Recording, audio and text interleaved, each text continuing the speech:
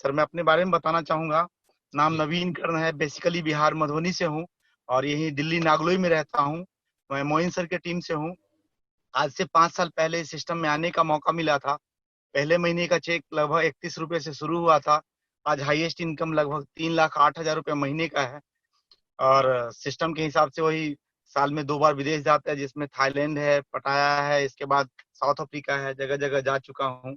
अभी 10 लाख का ब्रेजा ले पाया हूँ, 10 लाख का ब्रेजा कार चला रहा हूँ और अभी टीम में टोटल करीब 34 कार आ चुकी है। और बहुत इस बढ़िया तरह जी, और जी। हाउस फंड के माध्यम से जो आज पैसा आ रहा है, जिसकी वजह से मैं अभी तक 2 प्रॉपर्टी ले पाया हूँ और कोशिश है कि बार बार कर पाऊँ। क्योंकि सर जो मेरा पिछला काम था, मैं बोर्ड बैनर का काम करता था, बोर्ड लिखता था। कभी लाइफ में लगता नहीं था कि अपने आप को बेहतर कर पाऊंगा, चेंज कर पाऊंगा। मैं थैंक्स करूंगा वेस्टीज के मैनेजमेंट का, थैंक्स करूंगा उन तमाम सीनियरों का जिनके हेल्प की वजह से आज मैं आप सबके सहयोग से मैं यहाँ तक पहुंचा।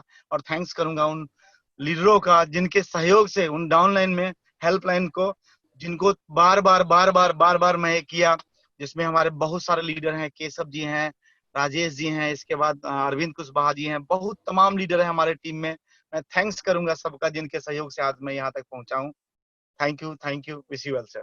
Thank you so much Naveen ji. जैसा कि हम अलग अलग तरह के लोगों से मुलाकात करते हैं, देखिए एक इंसान जो बोर्ड बनाता हो आज अपनी जिंदगी को अपनी शर्तों के हिसाब से जी रहा है। और मजे की बात, अभी तो सिर्फ ये एक शुरुआत है, अभी आने वाली जिंदगी में क्या क्या चमत्कार होने वाले हैं। मैं तो रोमांचित हो जाता हूं जब इस तरह की चीजें सुनता हूं।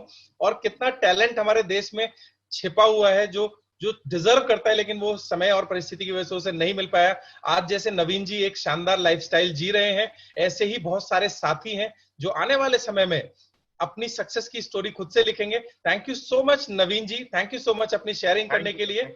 और ओवर टू राठौर जी।